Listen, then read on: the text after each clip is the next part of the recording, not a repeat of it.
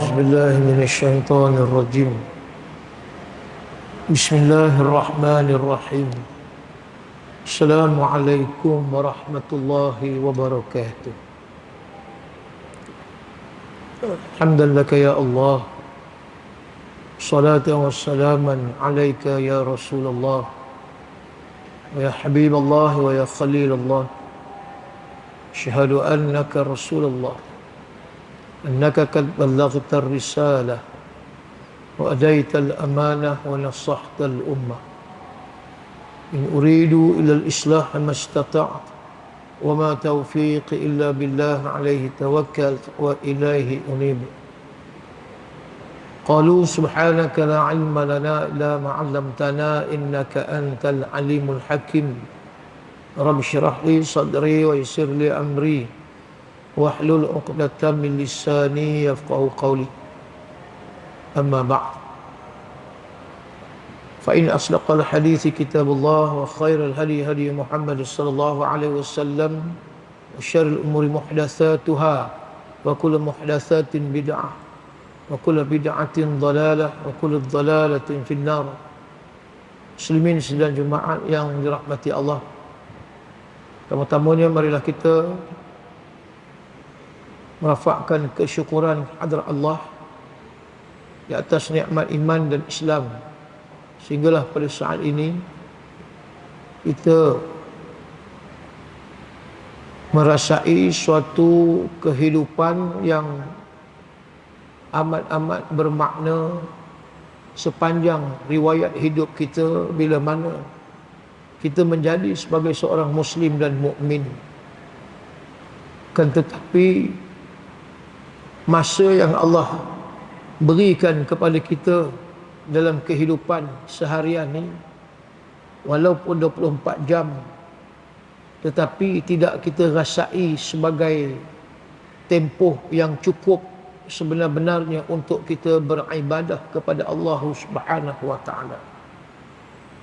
Dalam sebuah hadis Nabi SAW, tanda-tanda nak kiamat Nabi sebut tanda-tanda kecil.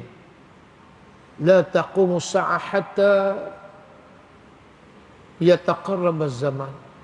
Tidak akan berlaku hari kiamat sehinggalah Nabi sebut masa berlalu begitu cepat dan pantas. Wa takuna sanatu kasyahri. Setahun Rasulullah sebut macam sebulan tempoh berlalu. Wa takuna syahri kal jumu'ah.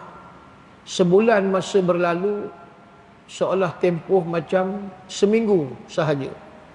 Wa takunal jum'atu kal yaum.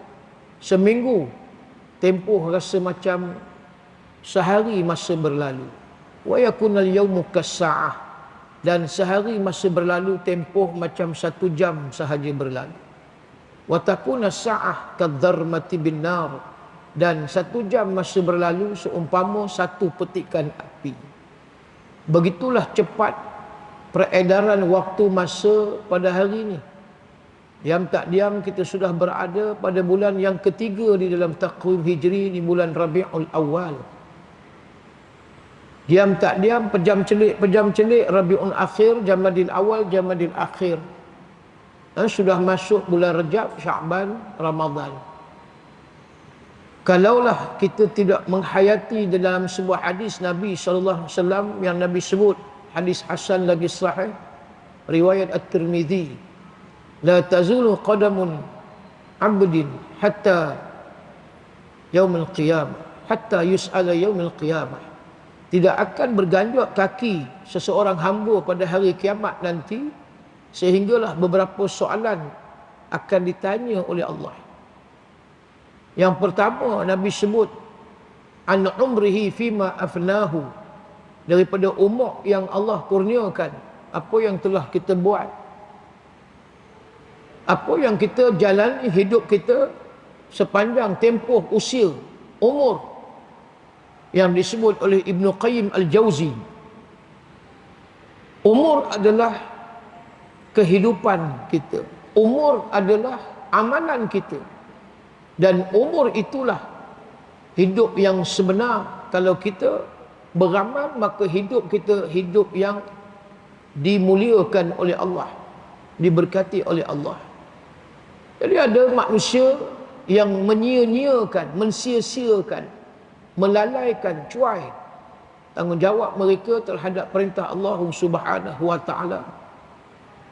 Untuk yang pertamanya belajar ilmu, berada sentiasa di dalam majlis ta'lim, berada di dalam majlis tazkirah. Sebab kita sentiasa perlu diberi nasihat, peringatan demi peringatan, tazkirah demi tazkirah. Wa dzakir fa inna dzikra tanfa'ul mu'minin. Berilah peringatan, kerana peringatan itu kata Allah ada manfaat bagi orang yang beriman. Satu orang sahabat Nabi Hanzalah, ketika mana dia pulang daripada majlis ilmu di masjid dengan Nabi, lalu pada waktu itu terjerit-jerit dia, aku munafik, aku munafik. Ketika itu juga lintas di depan halaman rumah Hanzalah, yakni Sayyidina Abu Bakar As-Siddiq. Apa yang kamu terjerit-jerit, aku munafik wahai Hanzalah? Kata Hanzalah, tadi aku duduk dengan Nabi dalam majlis ilmu. Balik daripada masjid, aku makan, bergaul dengan anak isteri, dan aku sudah rasa aku ni seolah sudah hilang daripada menjadi seorang Islam. Allah, tuan-tuan. Hanya sekejap, sebentar tidak bersama dengan Nabi, dia dah rasa diri dia munafik. Bayangkan kita, kalau semayang 5 waktu tidak ditunai, tidak didirikan, jauh daripada masjid rumah Allah, nak kata apa tuan-tuan?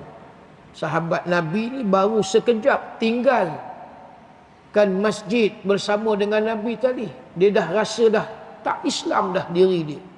Begitulah rugi bagi orang yang tidak manfaatkan usia waktu yang sepatutnya maksimum.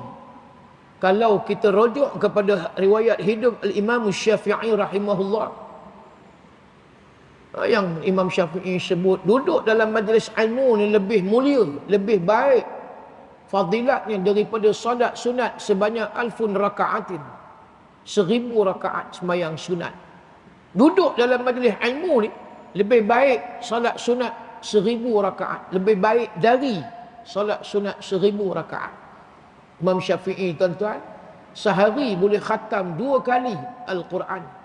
2 kali Imam Syafi'i khatam Quran. Imam Abu Hanifah sebelum sahur khatam Al-Quran.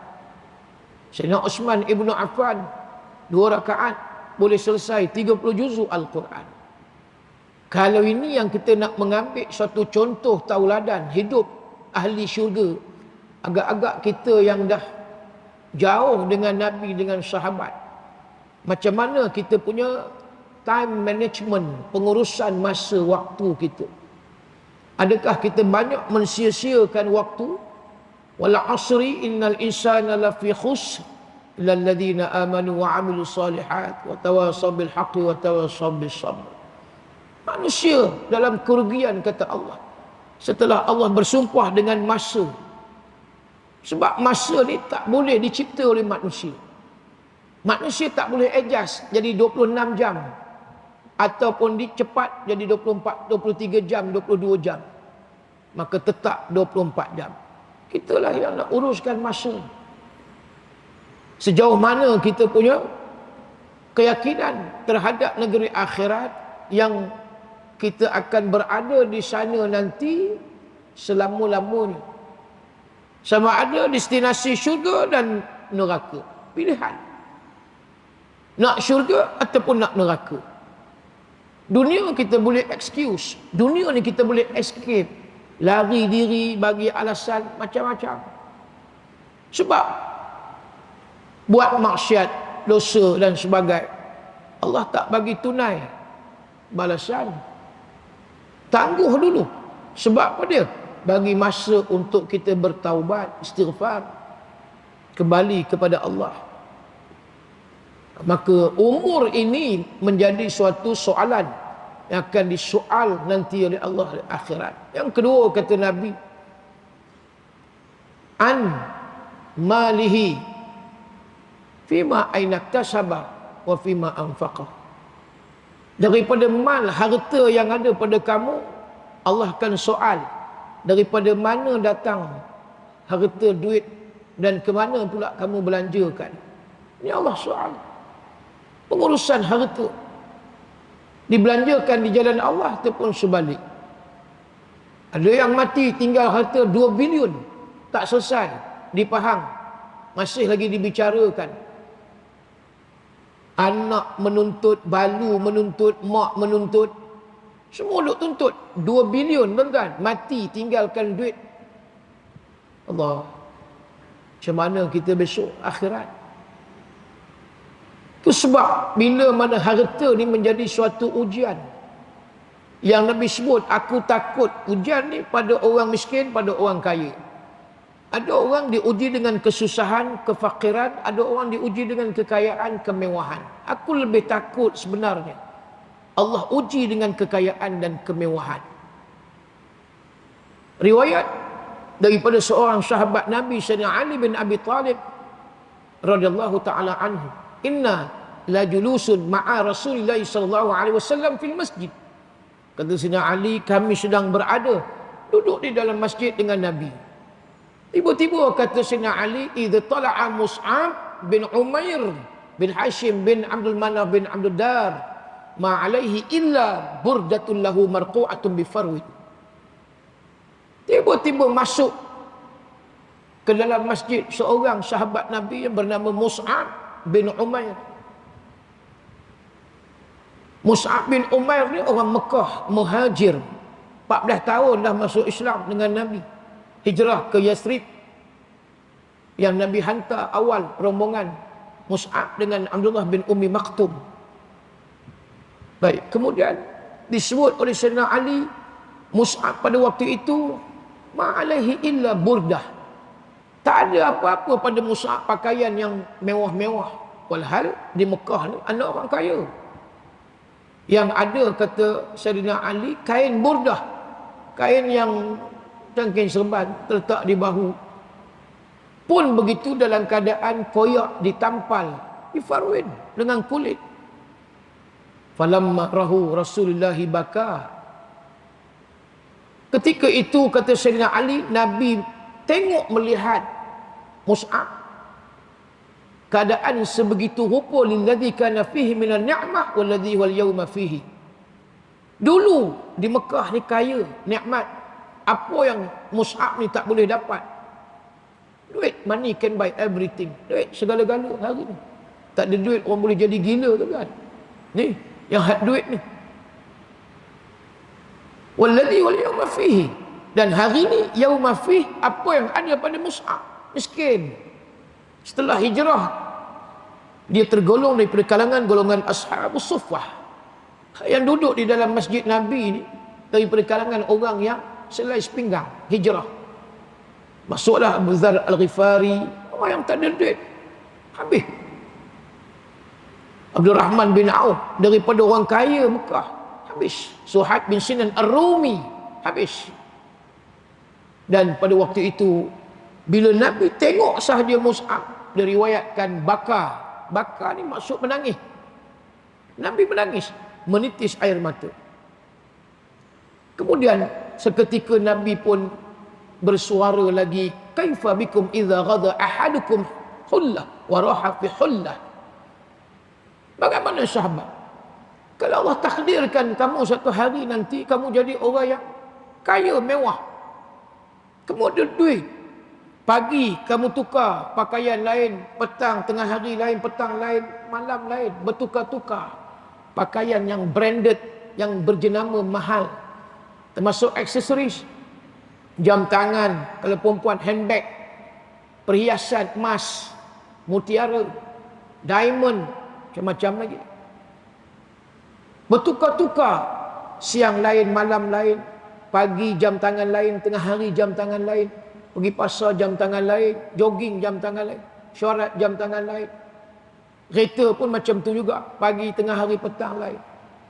Ada orang 20 biji buah kereta ada di rumah. 20 biji rumah. Apa dia 20 biji kereta yang ada di rumah?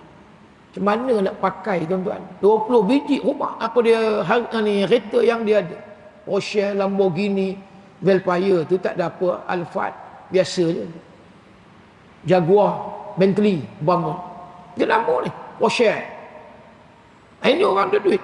Yang kedua Nabi kata, wa wudi'at baina yadayhi sahfah wa rufi'at ukhra.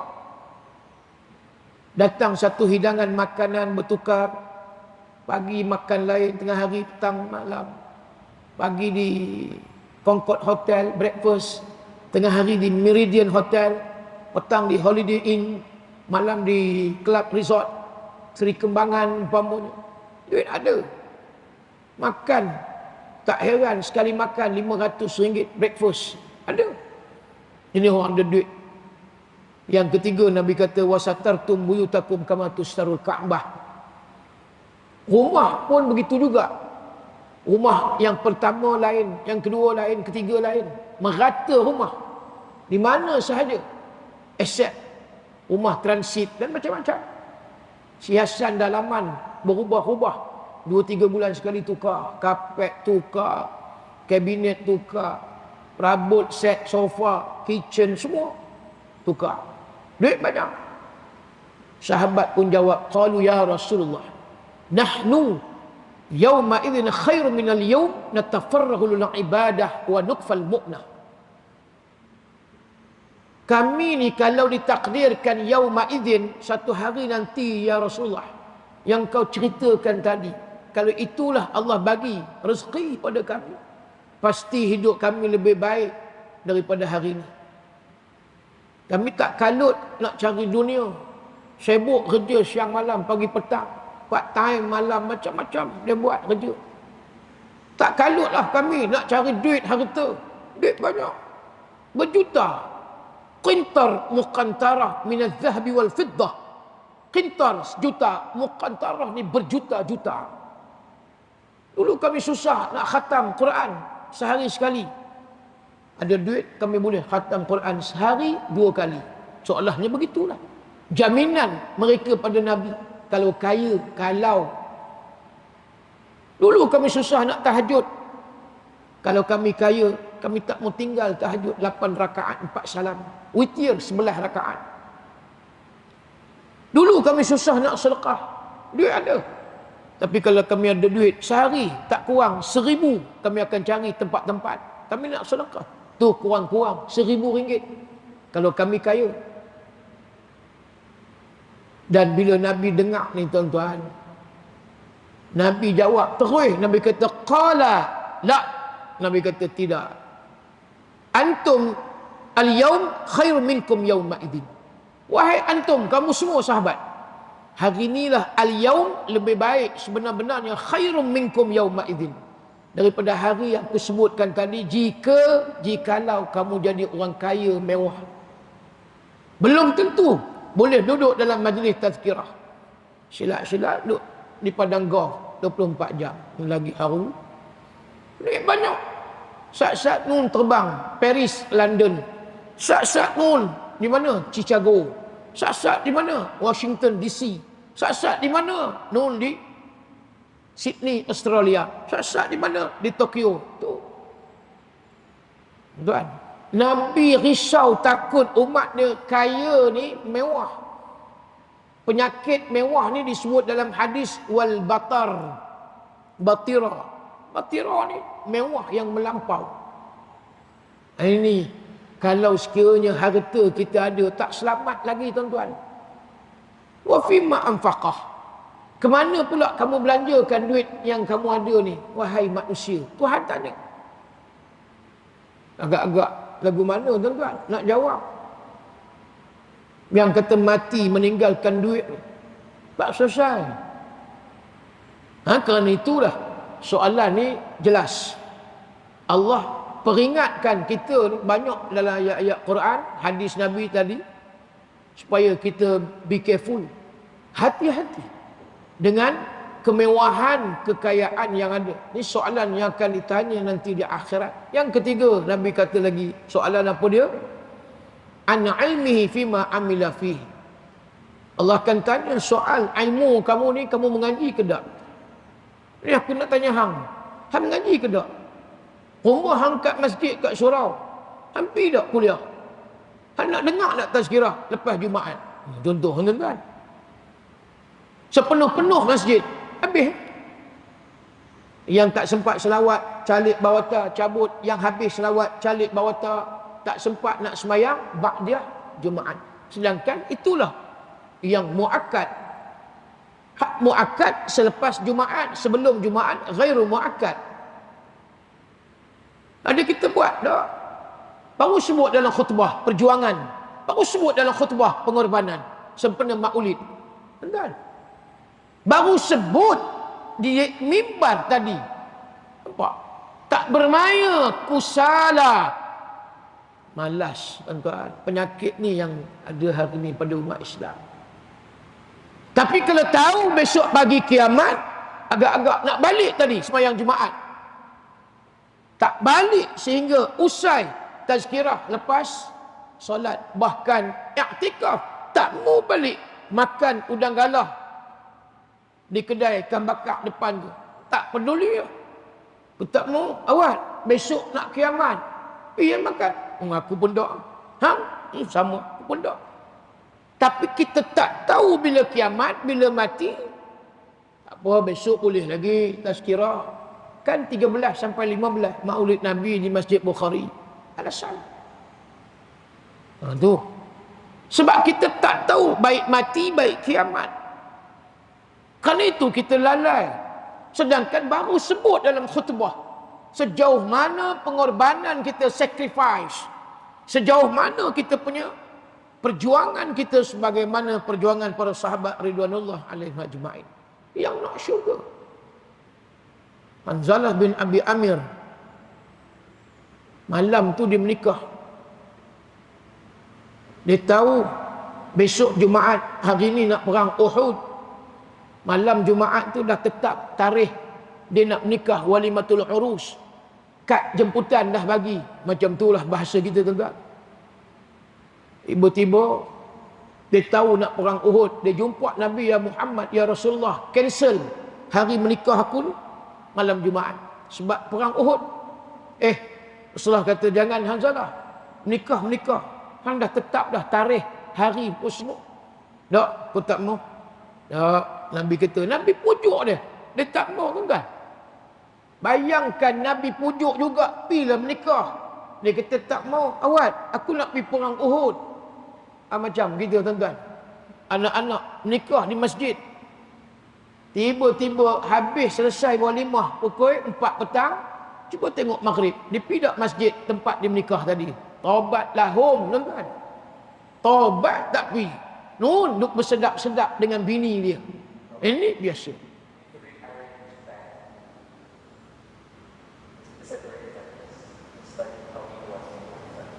Apa itu? Takkan apa benda tu. Ada 2 orang ke yang ceramah. Jadi Hanzalah bin Abi Amir akhirnya dipujuk oleh Nabi. Dia pun setujulah, tak apalah menikah.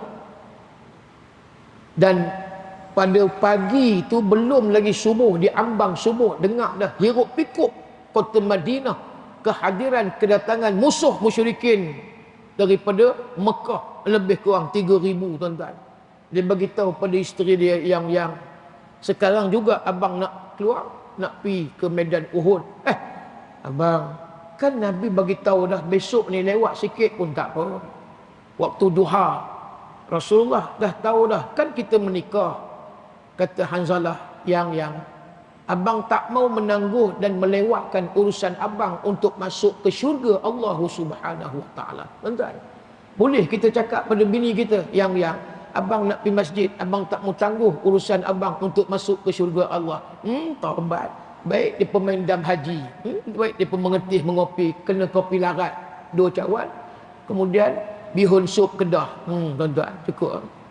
Ni Allah uji dengan dunia ni, tuan-tuan. Ni Hanzalah bin Abi Amir ni syuhada Uhud, syurga. Tapi perjuangan dia bagaimana? Soalan besok Allah tanya, selesai. Tak ada masalah. Ini yang kita ambil tadi dalam intipati khutbah Jumaat. Meneladani insan agung Nabi SAW. Maka ilmu tadi, kita kena mengaji, belajar. Supaya kita tidak berada kekal dalam keadaan jahil. Mengaji, kemudian beramal. Mengaji, beramal. Inilah hidup. Apa yang kita nak buat lagi? Tuan-tuan, yang pencen mungkin barangkali. Apa kita nak buat lagi dah tuan-tuan? Umur pencen. Menanti menunggu kematian. Dijemput malakul maut. Tiap-tiap hari ni. Saya pun bukan kata tua dah. Bukan kata muda sangat. 48 umur tuan-tuan. Standby. Bila-bila masuk. Sultan Muhammad Al-Fatih umur 49 tahun. Meninggal dunia. Imam An-Nawawi 676 Hijri tak kahwin. Imam Nawawi umur lebih kurang 43 tahun. 40-an. Imam Syafi'i umur 54 tahun meninggal. Tahun 204 Hijri. Imam Syafi'i meninggal. Muda.